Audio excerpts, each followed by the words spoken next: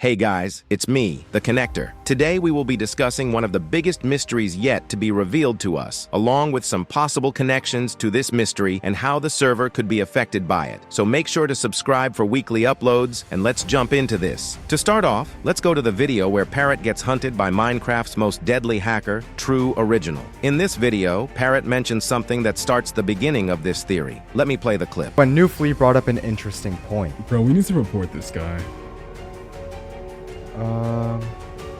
He mentions the porting True Original, but we have never seen any type of staff team on this server. Through hundreds and thousands of players, we have never witnessed any bans or staff interventions. Or have we? Well, we can actually see some staff intervention after the Mafia was destroyed.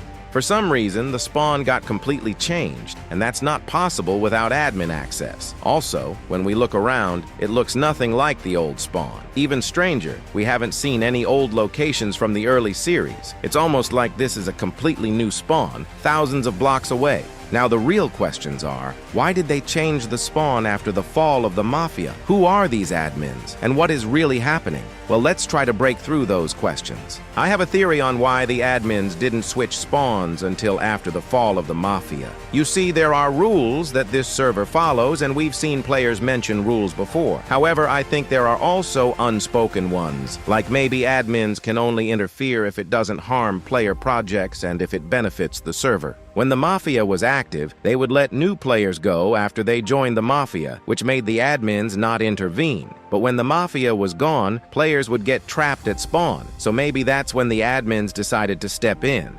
Now, if you still don't think the admins are real, let me show you some more evidence. In the earlier series, we could see villagers, but as the server grew more popular, villagers and zombie villagers stopped spawning. This must have been done by the admins. Another example is when Spoke used illegal items using glitches early on, but a few episodes later, those glitches were patched. It's almost like the admins were fixing bugs to prevent them from spreading. Though we were never given any official rules, it makes you wonder, why do the Withered have powers? Why do the Farlands have the Forge, a powerful place? We don't really understand what the admins' goals are, but maybe we can find someone who is connected to them. In the same episode, with Parrot and his friends getting hunted down by True Original, we see some strange things he can do. Of course, he has what most typical hackers use, but later on, things get much weirder. True Original somehow can control time, duplicate himself, and do far more than what is normally possible through just modifying your game.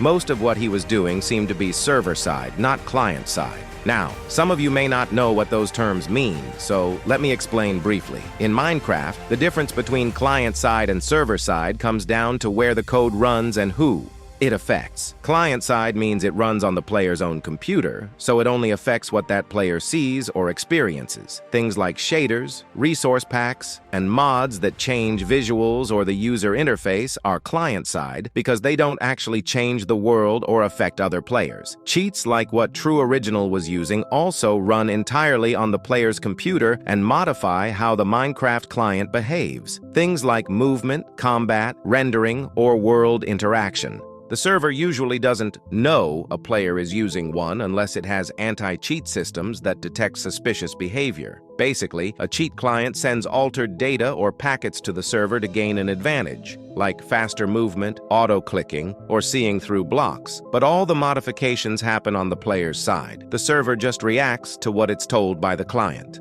That's why anti-cheats exist, to detect when a client sends impossible or suspicious data that couldn't happen in normal gameplay. On the other hand, server-side means the code runs on the actual server that hosts the world, which affects all players connected to it. This includes plugins, data packs, or mods that change gameplay mechanics, world generation, or player interactions. In short, client-side changes only affect one player, while server-side changes affect everyone. With that explanation out of the way and keeping this in mind, many of the actions True Original was doing were server-side, which means he would need some sort of access from inside the server. Now, you could argue that he's just an extremely good hacker, but remember, thousands of players have joined, and we've never seen a single cheater appear before. It's very unlikely that True Original is just so good at hacking that every anti-cheat failed to notice him. Even throughout the video, it seems like he was terrorizing the server and Parrot's friends for an entire week without being stopped. Because of that, I think True Original may have been an ex-admin who went rogue but still kept some of his powers. The things he could do are not possible without server-side access. To add the cherry on top, why would Wifies send just a normal hacker after Parrot? It makes way more sense that he would send a former admin, someone with insider abilities, but that's just a theory.